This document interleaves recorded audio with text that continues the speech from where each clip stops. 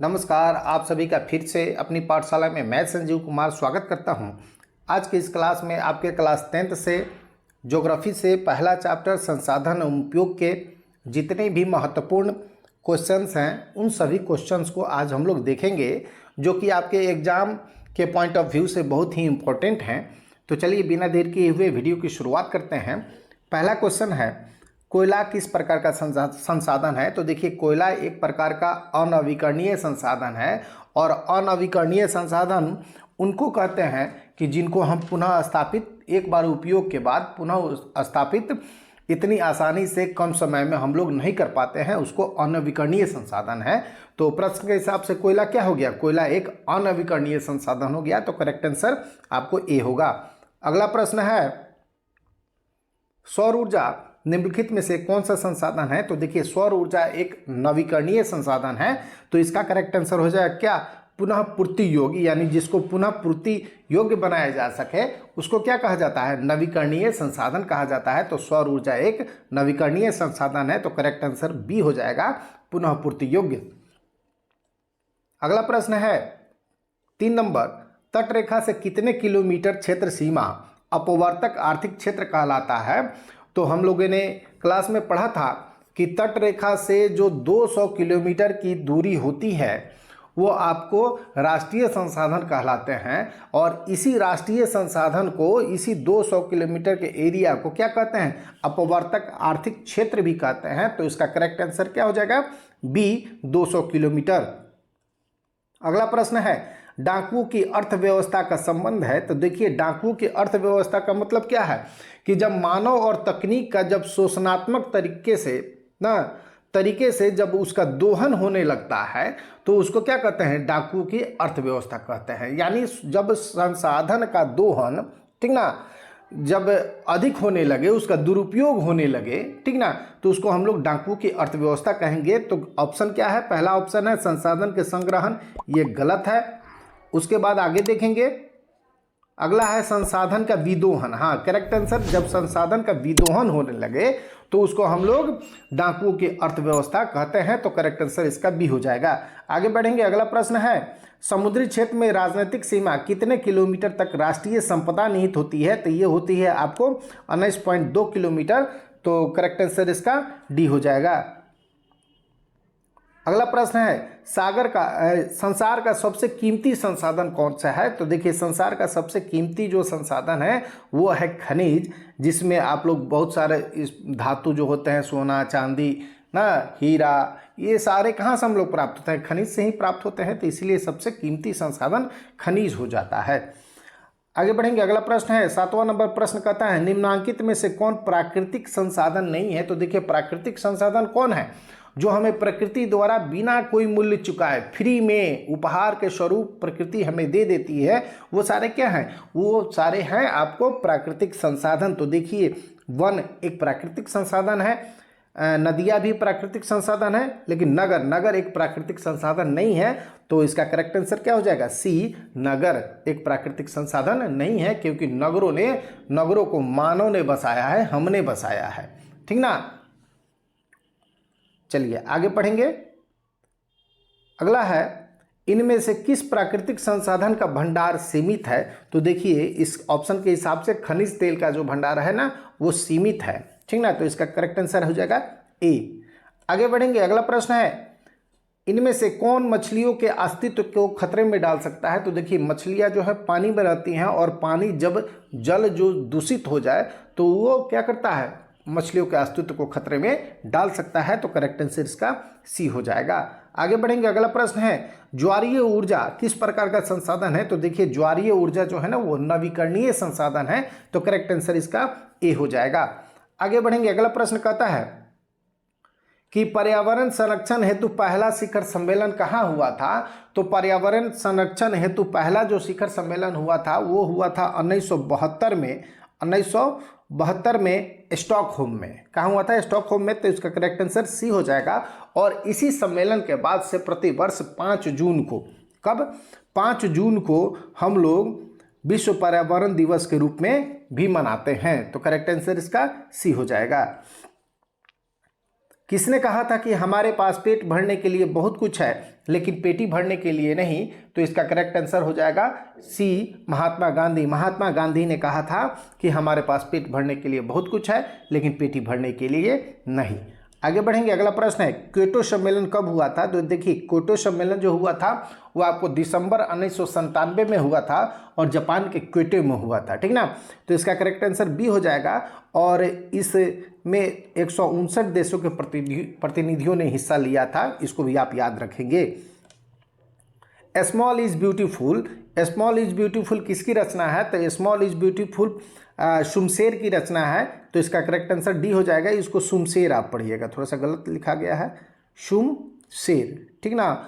और इसमें जो है ना आपको गांधी जी के विचार प्रकाशित किए गए थे, लेकिन आपको संसाधन संरक्षण को लेकर गांधी जी के जो विचार थे उसी विचार को इसमें स्मॉल इज ब्यूटीफुल में आपको प्रकाशित किए गए थे, ठीक ना।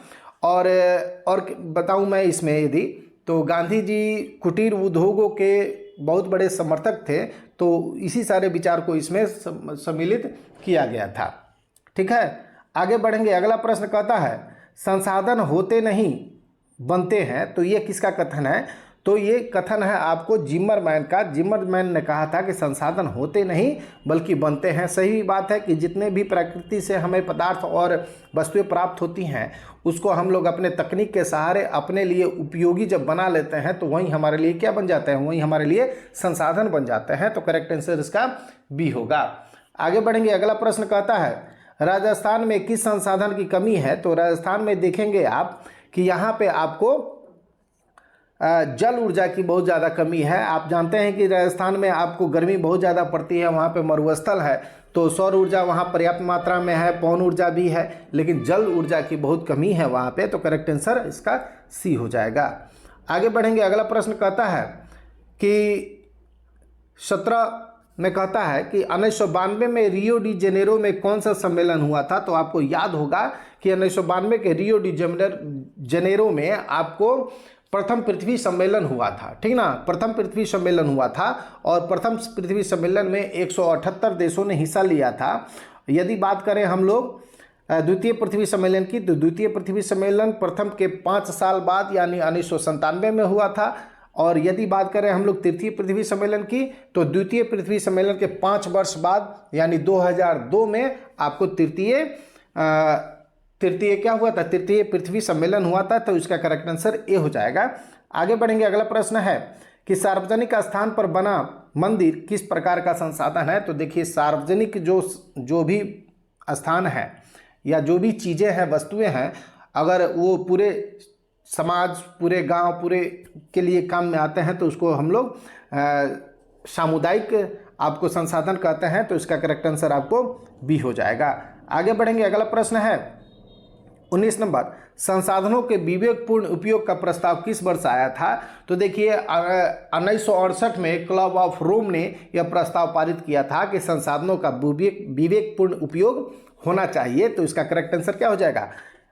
1968 यानी करेक्ट आंसर इसका सी हो जाएगा, ठीक है।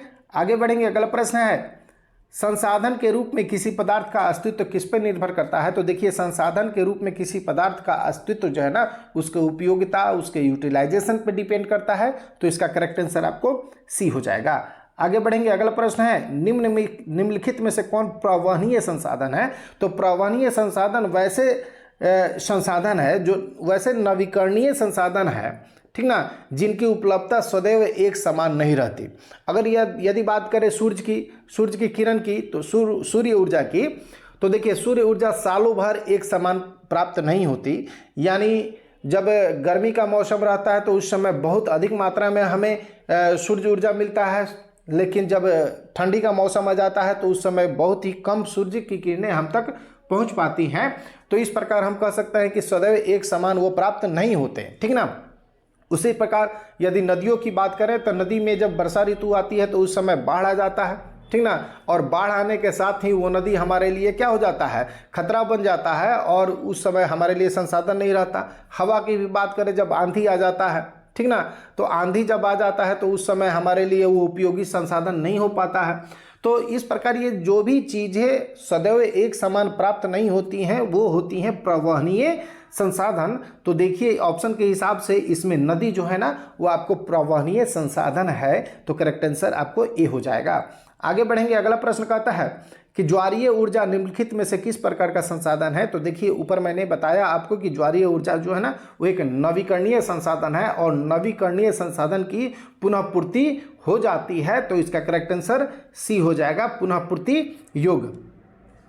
आगे बढ़ेंगे, 23 नंबर प्रश्न कहता है लौह अयस्क किस प्रकार का संसाधन है। तो देखिए लौह अयस्क एक अनवीकरणीय संसाधन है, तो करेक्ट आंसर इसका हो जाएगा डी। लौह अयस्क को फिर दोबारा एक बार दोहन करने के बाद दोबारा पैदा नहीं किया जा सकता है, दोबारा उसको नहीं बनाया जा सकता, पुनः स्थापित नहीं किया जा सकता, ठीक ना।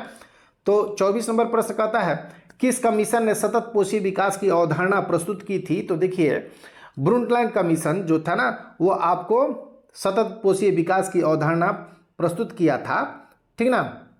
और ये कब किया था, तो ये हुआ था 1987 में, ठीक ना। आगे बढ़ेंगे, अगला प्रश्न है प्रथम पृथ्वी सम्मेलन में कितने देशों ने हिस्सा लिया था। तो देखिए याद करिए आप, प्रथम पृथ्वी सम्मेलन 1992 में रियो डी जेनेरो में हुआ था और इसमें 178 देशों ने हिस्सा लिया था, ठीक ना। तो करेक्ट आंसर इसका बी हो जाएगा। आगे बढ़ेंगे, अगला प्रश्न है क्योटो सम्मेलन में कितने देशों ने हिस्सा लिया था। तो क्योटो सम्मेलन जो कि दिसंबर 1997 में हुआ था और इसमें 159 देशों ने हिस्सा लिया था। यदि हम बात करें तृतीय पृथ्वी सम्मेलन की, तो तृतीय पृथ्वी सम्मेलन 2002 में जोहान्सबर्ग में हुआ था और इसमें 2000 प्रतिनिधियों ने हिस्सा लिया था। तो 26 नंबर का क्या हो जाएगा, करेक्ट आंसर आपको डी होगा।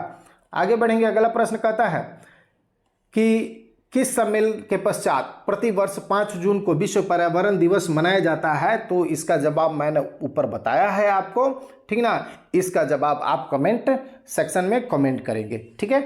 आगे बढ़ेंगे, अगला प्रश्न है नर्मदा बचाओ आंदोलन के प्रणेता कौन थे। तो नर्मदा बचाओ आंदोलन जब आपको याद करेंगे तो इसके प्रणेता जो थे वो मेधा पाटेकर थे, तो इसका करेक्ट आंसर बी हो जाएगा। यदि हम बात करें सुंदरलाल बहुगुणा की, तो इन्होंने चिपको आंदोलन चलाया था। यदि हम बात करें गांधी जी की, तो गांधी जी ने कहा था कि हमारे पास पेट भरने के लिए बहुत कुछ है लेकिन पेटी भरने के लिए नहीं। यदि बात करें हम लोग संदीप पांडे की, तो संदीप पांडे ने आपको वर्षा जल संचय आंदोलन चलाया था जो कृषि भूमि का विस्तार करने के लिए चलाया गया था। तो इस प्रकार ये इस चैप्टर से जितने भी महत्वपूर्ण क्वेश्चन बन सकते थे उन सभी को मैंने आपको आपके लिए लाया है। और वीडियो अगर अच्छा लगा है तो वीडियो को लाइक कर दे और चैनल को सब्सक्राइब कर दे, या और आपने पिछला वीडियो लेसन डिस्क्रिप्शन वाला वीडियो नहीं देखा है तो उस वीडियो का भी लिंक मैं डिस्क्रिप्शन में दे दूंगा, वहां से देख सकते हैं, नहीं तो प्लेलिस्ट से जाकर उन सभी वीडियो को आप देख सकते हैं। तो चलिए धन्यवाद, फिर मिलेंगे अगले वीडियो प्राकृतिक संसाधन के साथ। तब तक के लिए जय हिंद, जय भारत, जय बिहार।